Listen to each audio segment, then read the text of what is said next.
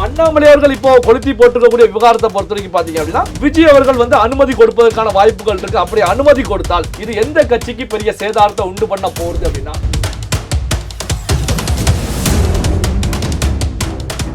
அதாவது கடந்த காலத்துல தலைவர் மாற்றம் அப்படிங்கிற ஒரு விஷயத்துல நாம தவறு செய்து விட்டோமா அப்படிங்கிற கேள்விகள் எழக்கூடிய வகையில தான் இருந்துட்டு இருக்கு.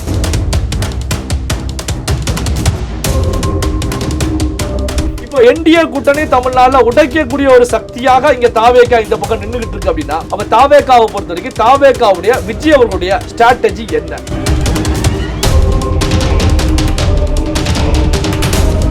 இப்போ வந்து பாத்தீங்கன்னா கமலாலயத்துக்குள்ளேயும் நயனா நாகேந்திரன் அவர்களுக்கு எதிராக மிகப்பெரிய ஒரு போர்க்கொடி கிளம்பி இருக்கு.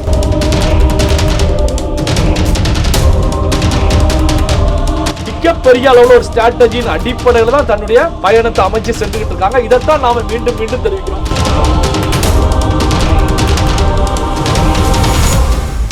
இதைத்தான் அண்ணாமலையும் நரேட்டிவ் செட் பண்ணி எடுத்துட்டு வந்தாங்க. ஆனா அண்ணாமலையால நிக்க முடியல, தலைவரை மாத்தி தூக்கி வீசிட்டாங்க.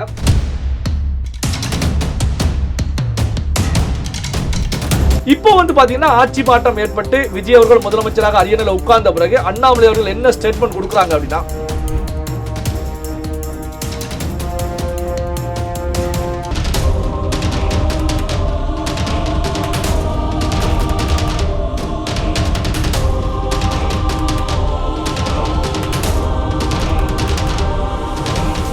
ரியல் ஒன் நேயர்களுக்கு வணக்கம். இன்று நம்மளுடைய நேர்காணலுக்கு பத்திரிகையாளர் திரு நெல்லை சிவா அவர்கள் இணைஞ்சிருக்காங்க. சார் வணக்கம். வணக்கம். தற்பொழுது திமுக கூட்டணியில் இருந்த கட்சிகள் அனைத்தும் தற்பொழுது தாவேகா பக்கம் வந்துட்டாங்க தேர்தல் முடிவுகளுக்கு பிறகு. இதை பார்க்கும்போது இண்டி கூட்டணியுடைய தலைமை, தமிழகத்தினுடைய தலைமை மாறுது அப்படின்னு சொல்லி தாவேகாவை சார்ந்த சில நபர்கள் சொன்னாங்க. அப்போது இண்டி கூட்டணியை கொஞ்சம் ஷேக் பண்ணி பார்த்துருக்காரு விஜய் அப்படின்னு சொல்லிட்டு ஒரு டாக் இருந்தது. தற்பொழுது அதிமுகவில் எம்எல்ஏக்களாக இருக்கக்கூடிய சிவி சண்முகம், எஸ்பி வேலுமணியும் விஜய் பக்கம் வர்றதுனால டெல்லியில் இருக்கக்கூடிய என்டிஏ கூட்டணியும் உடையுது அப்படிங்கிற மாதிரி சில பேச்சுவார்த்தைகள் இருக்கு. இது பேச்சுவார்த்தையோட இருக்கா இல்லை உண்மையா தானா? அதாவது பாத்தீங்கன்னா டெல்லியில என்டிஏ உடைகிறது அப்படிங்கிறது பொய்யான ஒரு தகவல் தான். தமிழ்நாட்டில் என்டிஏ உடைகிறது அப்படின்னு சொல்லி நாம எடுத்துக்கலாம். தமிழ்நாட்டை பொறுத்த வரைக்கும் என்டிஏ அலையன்ஸில் இருக்கக்கூடிய கட்சிகளை பொறுத்த வரைக்கும் இப்போ மிகப்பெரிய பாதிப்புகளை சந்திச்சுட்டு இருக்காங்க. என்ன பாதிப்புகள் அப்படின்னா, தமிழ்நாட்டில் என்டிஏவுக்கு இருக்கக்கூடியது 53 எம்எல்ஏக்கள்லாம் இருந்துகிட்டு இருக்காங்க. அதிமுக, பாமக, பாஜக, அமமுக இவங்களில் தான் வெற்றி பெற்று இருந்துட்டு இருக்காங்க. இதில் பார்த்தீங்கன்னா இப்போ அமமுகவுடைய எம்எல்ஏ தாவேகா பக்கம் வந்துட்டாங்க. டிடிவி தினகரன் கட்சியிலிருந்து அவரை நீக்கிட்டாங்க. இன்னொரு பக்கம் அதிமுகவுடைய எம்எல்ஏக்கள் 30 பேர், எஸ்பி வேலுமணி, சிவி சண்முகம், 2 விஜயபாஸ்கர்கள் மூலமாக இங்கே ஆதரவு தெரிவித்து தமிழக முதலமைச்சர் விஜய் அவர்களும் சிவி சண்முகத்துடைய வீட்டுக்கு போய் நேரில் பார்த்துட்டாங்க. ஸோ பார்த்தீங்கன்னா இந்த 30 எம்எல்ஏக்களும் தாவேகா பக்கம் திரும்பி விட்டாங்க. அந்த பக்கம் பார்த்தீங்கன்னா அதிமுக எம்எல்ஏக்கள் அப்படின்னா 17 எம்எல்ஏக்கள் தான் இப்போ என்டிஏக்கு தலைமை தாங்கிய தமிழக தலைவர் எடப்பாடி பழனிசாமி தலைமையில் அதிமுக ஒரு 17 எம்எல்ஏக்கள், இந்த பக்கம் பாமக சைடு ஒரு 4 எம்எல்ஏக்கள், 21 எம்எல்ஏக்கள் தான் அந்த பக்கம் இருந்துகிட்டு இருக்காங்க. இதுலையும் என்ன பேசப்படுகிறது அப்படின்னா, பாமகவும் தாவேகா பக்கம் வந்துவிடும், அதற்கான பேச்சுக்கள் நடந்துகிட்டு இருக்கு, பாமக தரப்புல இருந்து பேசிக்கிட்டு இருக்காங்க அப்படிங்கிற ஒரு தகவலும் பாமக சைடில் இருக்கக்கூடிய நண்பர்கள் மூலமா கிடைச்சிருக்கு. அதனால பாமகவும் எந்த பக்கமும் இந்த சைடு ஓடி வந்துடுவாங்க. அப்போ பார்த்தீங்கன்னா தமிழ்நாட்டில் என்டிஏ கேள்விக்குறி ஆகிட்டு இருக்கு. அப்போ பார்த்தீங்கன்னா எதிர்காலத்தில் தமிழ்நாட்டில் ஒரு கூட்டணியை டெல்லி பாஜக தலைமை மூலம் உருவாக்க முடியுமா அப்படின்னா, அதற்கான கட்சிகள் தமிழ்நாட்டில் இல்லைன்னு சொல்லக்கூடிய வகையில் கூட்டணி சிதறல் ஏற்பட்டுக்கிட்டு இருக்கு. ஆனால் அண்ணாமலை அவர்கள் தமிழக பாஜக தலைவராக பதவி ஏற்ற போது, அதாவது 2021 தமிழக அரசியல் இனிமேல் திமுக பாஜகன்னு தான் இயங்கும் அப்படிங்கிற மாதிரி ஒரு கணக்கு போட்டார். தற்பொழுது திமுக அப்படியே தான் இருக்குது. இப்போ அந்த இடத்துல, அதாவது பாஜக போய் அந்த இடத்துல தாவேகா இடம் பிடிச்சி வந்துட்டாங்களா இளைஞர்களுடைய சப்போர்ட்? கண்டிப்பா. இப்போ பார்த்தீங்கன்னா தமிழக பாஜகவை பொறுத்த வரைக்கும் இளைஞர்கள் இல்லாத ஒரு கட்சியாக தான் பாஜக இருந்துகிட்டு இருந்தாங்க. அண்ணாமலை வந்த பிறகுதான் இளைஞர்கள் பெருமளவில் பாஜக பக்கம் வந்தாங்க. அண்ணாமலை தமிழகத்தில் மூளை முடுக்கள் எல்லாமே சென்றாங்க. திமுகவை எதிர்க்கக்கூடிய தலைவர்களில் முதல் நிலை தலைவராக தன்னை நிலைநிறுத்திக்கிட்டாங்க. எதிரில் வந்து அதிமுக இருந்தாலும் எடப்பாடி பழனிசாமி அவர்கள் எதிர்க்கட்சி தலைவராக இருந்தாலும் அங்க பாத்தீங்கன்னா எதிர்க்கட்சி தலைவராக வேகம் எடுத்து செயல்படக்கூடியவராக அண்ணாமலை தன்னை நிலைநிறுத்திக்கிட்டாங்க. இதனாலதான் இளைஞர்கள் கூட்டம் பெருமளவுல அண்ணாமலை பின்னாடி வந்தாங்க. ஏன்னா அண்ணாமலைக்கு வந்து ஃபேஸ் வேல்யூ கிடையாது, அவர் சினிமாவில இருந்து வரல, அவர் வந்து பாத்தீங்கன்னா ஒரு ஐபிஎஸ் அதிகாரியாக இருந்தா வந்தாங்க, அவருடைய ஃபேஸ் வந்து வெளியில தெரியாது. ஆனா வந்து பாஜக தலைவராக வந்த பிறகு தனக்கான ஒரு ஃபேஸ் வேல்யூ அண்ணாமலை உருவாக்குறாங்க. அந்த அளவுல அவருடைய செயல்பாடு அந்த அளவுல இருந்துச்சு. அதனால வந்து இளைஞர்கள் பெருமளவுல வந்தாங்க. அப்போ வந்து பாத்தீங்கன்னா இளைஞர்களை கவரக்கூடிய ஒரு கட்சியாக தமிழ்நாட்டில் பாஜக வளர்ந்து வந்துகிட்டு இருந்துச்சு. அதே நேரத்துல தான் அதிமுக தமிழ்நாட்டில் இல்லை அப்படிங்கிற கருத்துக்களையும் அண்ணாமலை வந்து அழுத்த திருத்தமாகவே வச்சு அதிமுகவை அடிக்கக்கூடிய வேலைகளையும் ஈடுபட்டாங்க. இந்த நிகழ்வு தான் பார்த்தீங்கன்னா அதிமுக எடப்பாடி பழனிசாமி அவர்கள் டெல்லியில் பாஜக தலைவரிடத்தில் பேசி அண்ணாமலையை தலைவர் மாற்றம் செய்யப்பட்டு அதன் பிறகு வந்து நயனா நாகேந்திரன் கொண்டு வரப்பட்டு ஒரு கூட்டணி உருவாக்கத்திற்கு தலைவர் மாற்றம் அவசியமானது அப்படிங்கிற நிலையில மாற்றம் செய்யப்பட்டுச்சு. ஆனால் அண்ணாமலையை பொறுத்த வரைக்கும் அண்ணாமலை தலைவராக இருந்த காலகட்டத்தில் வந்து பார்த்தீங்கன்னா திமுக பாஜக மு.க. ஸ்டாலின் அவர்கள் இந்த சைடு அண்ணாமலை அவர்கள் அப்படிங்கிற நரேட்டிவ் செட் பண்ணக்கூடிய வேலையில தான் களத்தை மாத்திக்கிட்டு போனாங்க. இது வந்து கவனிக்கப்பட வேண்டிய ஒரு விஷயம். ஏன்னா நரேட்டிவை பொறுத்த வரைக்கும் அதிமுக திமுக அப்படிங்கிற நிலையை மாற்றி திமுக பாஜக அப்படிங்கிற நிலையில அண்ணாமலை எடுத்துட்டு போய்கிட்டு இருந்தாங்க. ஆனா அண்ணாமலை பயணித்தது ஒரு நேஷனல் பார்ட்டி அப்படிங்கிறதுனால, ஒரு தேசிய கட்சி அப்படிங்கிறனால, அண்ணாமலைக்கு மேல டெல்லியில் ஒரு தலைமை இருந்ததுனால அந்த தலைமையை சரிக்கட்டி எடப்பாடி பழனிசாமி அவர்கள் அதுல வெற்றி பெற்றாங்க, அண்ணாமலையை தூக்கி எறிஞ்சாங்க. ஆனா அண்ணாமலை அவர்கள் போன பாதை சரியானது அப்படிங்கிறத இப்போ வந்து நம்ம 100% சொல்லலாம். காரணம் என்ன அப்படின்னா விஜய் அவர்கள் களத்தில் இறங்கி செட் பண்ணப்பட்ட நரேட்டிவும் திமுகவா தாவேக்காவா அப்படிங்கிற இதைத்தான் செட் பண்ணாங்க. அதிமுக அங்க லிஸ்ட்லயே எடுக்கல. அதிமுக பற்றி கேள்விகள் கேட்கும் போது கூட தாவேக்காவை பொறுத்த வரைக்கும் விஜய் அவர்களை பொறுத்த வரைக்கும் அந்த கட்சியில பயணிக்கக்கூடியவர்களை பொறுத்த வரைக்கும் அதிமுக வந்து முழுமையாகவே எங்க இடத்துல ஐக்கியம் ஆகிட்டாங்க, எங்க கட்சியில வந்துட்டாங்க, அதிமுக அதனால லிஸ்ட்லயே இல்ல அப்படின்னு சொல்ல ஆரம்பிச்சிட்டாங்க. இதைத்தான் அண்ணாமலையும் நரேட்டிவ் செட் பண்ணி எடுத்துட்டு வந்தாங்க. ஆனா அண்ணாமலையால நிக்க முடியல, தலைவரை மாத்தி தூக்கி வீசிட்டாங்க. ஆனா இங்க விஜய் அவர்களும் அதே நரேட்டிவ் தான் செட் பண்ணாங்க. ஏற்கனவே விஜய் அவர்களுக்கு இளைய தலைமுறை இளைஞர்கள் வந்து பெருமளவுல படைபலம் இருந்ததுனால ஈஸியாக குறுகிய நாள்ல மிகப்பெரிய ஒரு பிரளயத்தை ஏற்படக்கூடிய அளவுக்கு, ஆட்சி பாட்டத்தை ஏற்படக்கூடிய அளவுக்கு விஜய் அவர்கள் விஸ்வரூபம் எடுத்து நின்றாங்க. அப்போ வந்து பாத்தீங்கன்னா அண்ணாமலை சொன்ன விஷயங்களை களத்துல டெல்லி பாஜக தொடர்ந்து இருந்தால் தமிழக களம் மாறி இருக்குமா அப்படிங்கிற கேள்விகள் பாஜக மட்டத்தில், டெல்லி பாஜக தலைவர்கள் மட்டத்தில் இப்போ தமிழக அரசியலில் நடக்கக்கூடிய நிகழ்வுகளை வச்சு பார்த்துக்கிட்டு இருக்காங்க. இங்கிருந்து போகக்கூடிய இன்டெலிஜென்ஸ் ரிப்போர்ட்டுகளை வச்சு பார்த்துக்கிட்டு இருக்காங்க. இப்போ கவனிக்கப்பட வேண்டிய விஷயம் என்ன அப்படின்னா அண்ணாமலை அவர்கள் இப்போ மறுபடியும் ஒரு அதிரடியான ஒரு ஸ்டேட்மெண்ட்டை விட்டுருக்காங்க. என்ன ஸ்டேட்மெண்ட் அப்படின்னா, இப்போ திமுக ஆட்சியில் இருக்கும்போது சென்ட்ரல் கவர்மெண்ட் டிபார்ட்மெண்ட்களை பொறுத்த வரைக்கும் இடி சிபிஐ போன்றவங்களை பொறுத்த வரைக்கும் டைரக்டா உள்ள இறங்கக்கூடாது அப்படிங்கிற நிலையில அவங்க ஏற்பாடுகளை பண்ணி வச்சிருந்தாங்க. அதாவது எந்த ஒரு சென்ட்ரல் கவர்மெண்ட் டிபார்ட்மெண்ட்டாக இருந்தாலும், இடியா இருக்கட்டும் சிபிஐ இருக்கட்டும், தமிழகத்துடைய முதலமைச்சருடைய அனுமதி வாங்கித்தான் உள்ள வரணும், அனுமதி வாங்கிய பிறகுதான் உள்ள வரணும் அப்படிங்கிற நிலையில ஒரு தடைகளை பெரிய அளவுல போட்டு வச்சிருந்தாங்க. இப்போ வந்து பாத்தீங்கன்னா ஆட்சி மாற்றம் ஏற்பட்டு விஜய் அவர்கள் முதலமைச்சராக அரியணையில் உட்கார்ந்த பிறகு அண்ணாமலை அவர்கள் என்ன ஸ்டேட்மெண்ட் கொடுக்குறாங்க அப்படின்னா, கடந்த காலத்துல தமிழ்நாட்டில் நடந்த முறைகேடுகளை சரியான விதத்துல விசாரிப்பதற்கு அன்றைய தமிழக அரசாங்கம் முதலமைச்சர் அவர்கள் தடைகளை போட்டிருந்தாங்க. இப்போ விஜய் அவர்களை பொறுத்த வரைக்கும் ஒரு டிரான்ஸ்பரண்டான ஒரு ஆட்சியை கொடுக்க போறோம், மக்கள் பணம் ₹1 கூட திருடாத ஒரு ஆட்சியை கொடுக்க போறோம் அப்படிங்கிற கருத்துக்களை முன்வைக்கிறாங்க. அப்ப ஊழலுக்கு எதிரான முறைகேடுகளுக்கு எதிரான ஒரு முதலமைச்சராக விஜய் இருக்கிறதுனால நீங்க வந்து இடி சிபிஐ போன்றவைகளை தமிழ்நாட்டில் விசாரணை செய்வதற்கு அனுமதிக்கக்கூடிய வகையில ஏற்கனவே தடை போட்டு வச்ச சட்டங்களை வாபஸ் வாங்கணும் அப்படிங்கிற கருத்துக்களை முன் வச்சிருக்காங்க. இது மட்டும் கிடையாது, சிபிஐ போன்றவர்கள் தமிழ்நாட்டில் இந்த மாதிரி முறைகேடு நடந்திருக்கு, இடி போன்றவர்களை பொறுத்தவரை இந்த மாதிரி முறைகேடு நடந்திருக்கு, வழக்கு பதிவு பண்ணுங்க அப்படின்னு கூட தமிழக அரசுக்கு, தமிழக காவல்துறைக்கு அவங்க வந்து அனுப்பி வச்சாங்க. ஆனாலும் யார் மேலையும் வழக்கு பதிவு இந்த நிமிடம் வரைக்கும் செய்யப்படல. அதனால விஜிலன்ஸுக்கு வழக்கு பதிவு செய்வதற்கு உத்தரவு போடணும் அப்படிங்கிற கருத்துக்களையும் முன் வச்சிருக்காங்க. அப்போ இந்த நிகழ்வை பொறுத்த வரைக்கும் விஜய் அவர்கள் அடுத்து என்ன செய்ய போகிறார் அப்படிங்கிற பிரதானமான ஒரு கேள்வி இருந்துட்டு இருக்கு. காரணம் என்ன அப்படின்னா, மக்கள் பணம் அங்க கொள்ளையடிக்கப்பட்டிருக்கு. அப்போ விஜய் அவர்களை பொறுத்த வரைக்கும் என்னுடைய பார்வையில அப்ரூவல் கொடுப்பதற்கான வாய்ப்புகள்லாம் அங்கே இருக்கு. ஏன்னா கொடுத்து தான் ஆகணும். மக்கள் பணம் கொள்ளையடிக்கப்பட்டிருக்கு, கொள்ளையடிக்கப்பட்டவர்கள் சட்டத்தின் முன் நிறுத்தப்பட வேண்டும். அப்ப நிறுத்துவதற்காக தான் விஜய் அவர்களை பொறுத்த வரைக்கும் யார் தவறு செய்தாலும் தப்பிக்க முடியாது, சொந்த கட்சியா இருந்தாலும் சரி, எதிரில் இருக்கக்கூடிய கட்சியாக இருந்தாலும் சரி, தவறுகள் செய்தால் தப்பிக்க முடியாது அப்படிங்கிற கருத்துக்களையும் அழுத்த திருத்தமாக முன் வச்சிருக்காங்க.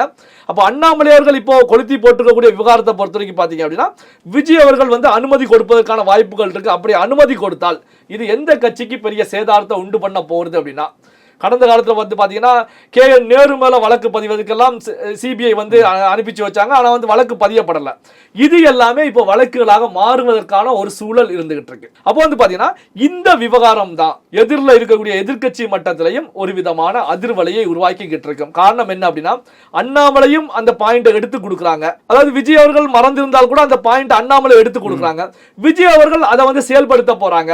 அப்போ வந்து பாத்தீங்கன்னா மிகப்பெரிய பாதிப்பு நமக்கு வரப்போகிறது. கைதுகள் எதிர்வரக்கூடிய நாட்கள்ல நடைபெறலாம். காரணம் என்ன அப்படின்னா, இது குறித்து இங்கு வழக்கு பதிவு செய்யப்பட்டால், வழக்கின் மூலமாக யாரும் கைது செய்யப்பட்டால், இங்க அரசியல் தலையீடுகள் தடுத்து நிறுத்துவதற்கு இருக்காது. விஜய் அவர்கள்ட்ட காவல்துறை கேட்டாலும் குற்றம் செய்தவன் தண்டனை அனுபவிச்சு தான் ஆகணும். உப்பு சாப்பிட்டவன் தண்ணி குடிப்பது போல தவறு செய்தவன் தண்டனை அனுபவிச்சு தான் ஆகணும் அப்படிங்கிற நிலை தான் உருவாகும். காரணம் என்ன அப்படின்னா, தமிழ்நாட்டுல தெரியும் யார் யாரெல்லாம் என்ன முறைகேடுகளில் ஈடுபட்டாங்க, எப்படி எல்லாம் தப்பிச்சுக்கிட்டு இருக்காங்க, சட்டத்தில் இருக்கக்கூடிய ஓட்டைகளை எப்படி எல்லாம் பயன்படுத்திக்கிட்டு இருக்காங்க அப்படிங்கிற விஷயம் தெரியும். அப்போ வந்து பாத்தீங்கன்னா இது வந்து அண்ணாமலை வந்து பாத்தீங்கன்னா அந்த ஒரு பக்கம் சைலண்டா இருந்தாலும், இப்போ கடந்த ஒரு சில தினங்களுக்கு முன்னாடி தான் அவருடைய இன்ஸ்டா பக்கத்துல ஒரு பதிவு போட்டிருந்தாங்க. பெரும் புயலுக்கு பிறகு இனிமையான தென்றலோடு அமைதியாக அப்படின்னு சொல்லி போட்டிருந்தாங்க. பாத்தீங்கன்னா அண்ணாமலை சைலண்டா இருக்காங்க. இனி அண்ணாமலை அவருடைய அரசியல் பயணத்தை பொறுத்தவரைக்கும் பெருமளவுல இல்ல. அப்படி இருந்தாலும் பாஜக வந்து மத்தியில ஏதாவது ஒரு பதவியை கொடுத்து தூக்கிட்டு போயிருவாங்க அப்படின்னு பார்த்தாங்க. அண்ணாமலை அவர்களை பொறுத்த வரைக்கும் இப்போ வந்து பாத்தீங்கன்னா இது போன்ற விஷயங்களை எடுத்து சொல்லிட்டு இருக்காங்க. சோ இந்த மாதிரி விஷயம்லாம் இருக்கு. இதெல்லாம் நடைமுறைப்படுத்துவதற்கு முதலமைச்சர் முன்வரணும் அப்படிங்கிற கருத்துக்கெல்லாம் முன்வைக்கிறாங்க. சோ இப்படியான சூழ்நிலை தான் நாம கவனிக்க வேண்டிய விஷயம் என்ன அப்படின்னா, நீங்க NDA அலையன்ஸை கேட்டீங்க. இந்த NDA அலையன்ஸ் விஷயம் தான் வந்து பாத்தீங்கன்னா டெல்லி பாஜக மட்டத்திலையும் சிந்திக்க வைத்திருக்கிறது அப்படின்னு சொல்லலாம். அதாவது கடந்த காலத்துல தலைவர் மாற்றம் அப்படிங்கிற ஒரு விஷயத்துல நாம தவறு செய்து விட்டோமா அப்படிங்கிற கேள்விகள் எழக்கூடிய வகையில தான் இருந்துட்டு இருக்கு.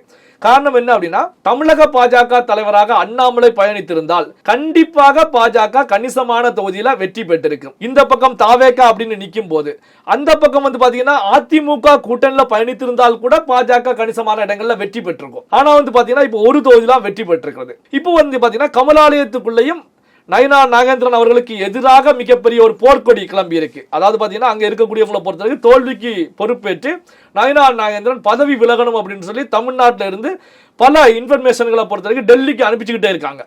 என்ன அப்படின்னா வந்து ஒரு தொகுதியெல்லாம் வெற்றி பெற்றிருக்காங்க. இப்படியே போச்சு அப்படின்னா அடுத்து வரக்கூடிய உள்ளாட்சி தேர்தலையும் பாஜக காணாம போகும் அப்படிங்கிற விமர்சனங்கள் பெருமளவில் எழக்கூடிய சூழ்நிலையில டெல்லிக்கும் ரிப்போர்ட்டுகள் தொடர்ச்சியா போய்கிட்டு இருக்கு. அப்போ வந்து பாத்தீங்கன்னா தேர்தலையும் தோல்வி, தலைவர் மாற்றத்துக்கு பிறகு கட்சி கட்டமைப்பு விஷயத்திலையும் பின்தங்கிய ஒரு நிலையில இருந்துகிட்டு இருக்கு.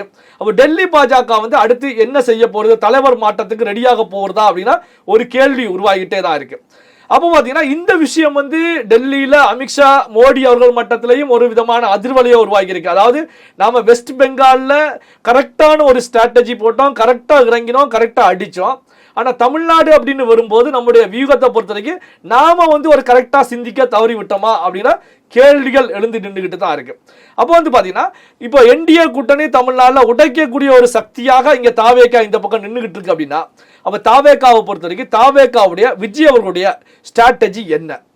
நாம வந்து கடந்த வீடியோக்குள்ளேயே பேசியிருந்தோம். என்ன பேசியிருந்தோம் அப்படின்னா, மோடி அவர்களுடைய வளர்ச்சி எப்படி இருந்ததோ, அதாவது ஒரு எளிமையான ஒரு சாதாரண ஒரு பின்தங்கிய குடும்பத்தில் பிறந்து மோடி அவர்கள் இந்தியாவுக்கு எப்படி PM ஆக வந்தாரோ அதே வழியில அதே ஃபார்முலாவை தான் விஜய் அவர்கள் எடுத்து பயணிச்சுக்கிட்டு இருக்கிறார் அப்படிங்கிறத நாம பார்க்க முடிகிறது. விஜயுடைய பயணம் அதை நோக்கித்தான் போய்கிட்டு இருக்கு அப்படின்னு கூட நாம பேசியிருந்தோம்.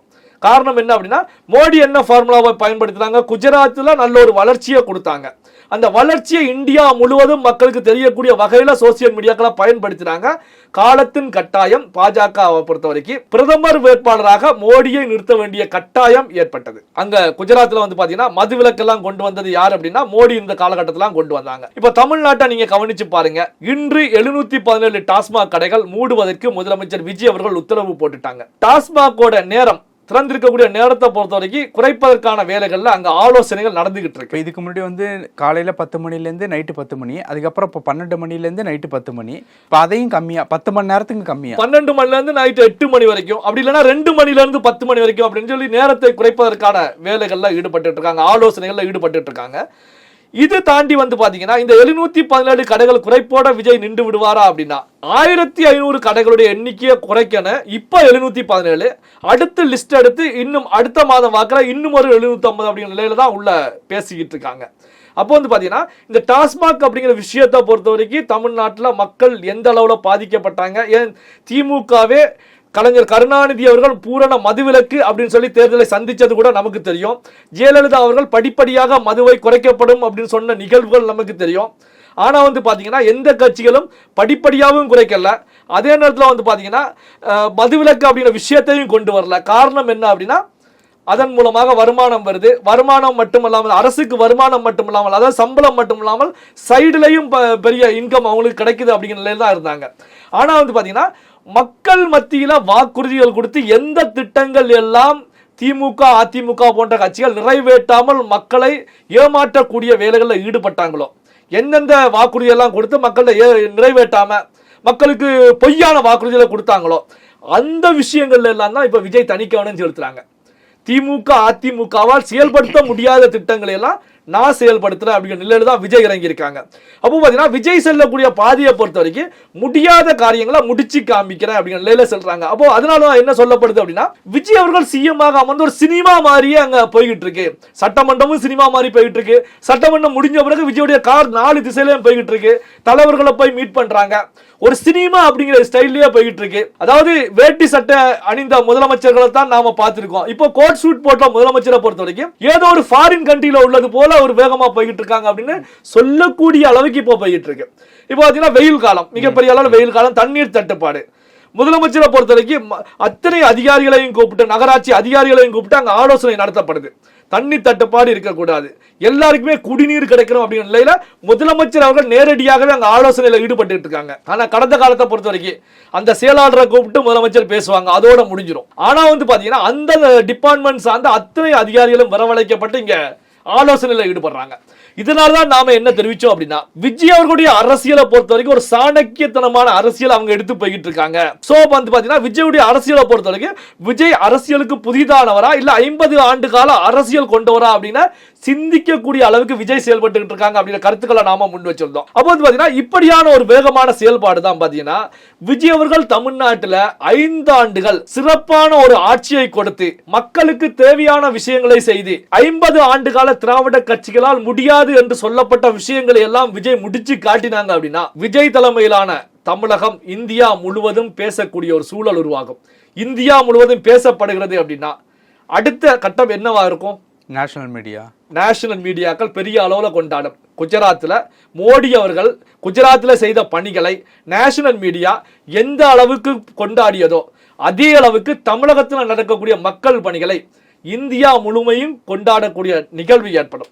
இந்தியா முழுவதும் கொண்டாடப்படுது அப்படின்னா பாஜகவை வீழ்த்துவதற்கு அடுத்த தலைவர் யார் அப்படின்ற கேள்விகள் வரும்போது தமிழக முதலமைச்சர் விஜய் அவர்களுடைய பெயர் வருவதற்கான நிலை உருவாகும். அதாவது பாஜகவை எதிர்க்கக்கூடிய அத்தனை கட்சிகளும் ஒன்றிணைந்து விஜய் அவர்களை கொண்டு வருவதற்கான ஒரு சூழல் உருவாகும். அந்த லைன்ல தான் விஜய் அவர்கள் பயணிச்சுக்கிட்டு இருக்காங்க அப்படிங்கிறத நம்ம ஏற்கனவே தெரிவிச்சோம். இப்பவும் அதே கருத்துக்களை தான் நான் பதிவு பண்ணிக்கிட்டு இருக்கேன். ஆனா பார்க்கக்கூடியவங்களை பொறுத்த வரைக்கும் விமர்சனங்கள் கடுமையா முன்வைப்பாங்க. ஏங்க நேத்து ஒரு முதலமைச்சரா வர்றாரு, கட்சி ஆரம்பிச்சு ஏதோ வர்றாரு, ஒரு நடிகர் ஃபேஸ் வேல்யூ இருக்கு, ஏதோ ஒரு அலையில வந்துட்டாரு, இதை தக்க வைக்க முடியுமா அப்படிங்கிற கேள்விகளை முன்வைப்பாங்க. அதற்கு பதில் அவர்களிடத்திலே தான் இருக்கு. அதாவது வந்து பாத்தீங்கன்னா ஒண்ணுமே தெரியாதவங்க விமர்சிக்கப்பட்டவர், ஒரு நடிகராக இருந்தவர், ஒண்ணுமே தெரியாதவர் வந்து கிண்ண சாதனையே புரிஞ்சிருக்காரு. 826 நாள்ல கட்சி ஆரம்பித்து ஆட்சியை பிடிச்சிருக்காங்க. இது வந்து பாத்தீங்கன்னா இந்தியாவில் எங்கும் நடக்காத ஒரு செயல்லாம். 826 நாள்ல ஒரு கட்சி ஆட்சியை பிடிக்கிறது, ஒரு முதலமைச்சராக இருக்காங்க, அதிரடியான செயல்பாடுகள்ல இருக்காங்க அப்படின்னாலே இதை வந்து நாம சாதாரணமாக எண்ண முடியாது. கண்டிப்பாக இது மிகப்பெரிய அளவில் ஒரு ஸ்ட்ராட்டஜியின் அடிப்படையில் தான் தன்னுடைய பயணத்தை அமைச்சு சென்றுகிட்டு இருக்காங்க. இதைத்தான் நாம மீண்டும் மீண்டும் தெரிவிக்கிறோம். எத்தனை விமர்சனங்கள் வந்தாலும் ஆனா நம்மளுடைய பார்வையில் அங்கு நடக்கக்கூடிய செயல்களை சொல்ல வேண்டியது ஒரு பத்திரிகையாளராக நம்முடைய கடமை. அதனாலதான் நாம இதை பதிவு பண்றோம். எதிர்காலத்தில் இது நடக்கும் போது கண்டிப்பாக ஏற்கனவே பேசப்பட்ட நிகழ்வு தான், இவங்க பேசியிருக்காங்க அப்படிங்கிறத இன்று விமர்சனம் சொல்லக்கூடியவங்க அன்று வந்து ஏத்துக்குவாங்க. ஓகே சார், பல விஷயங்கள் பேசியிருக்கோம். நன்றி.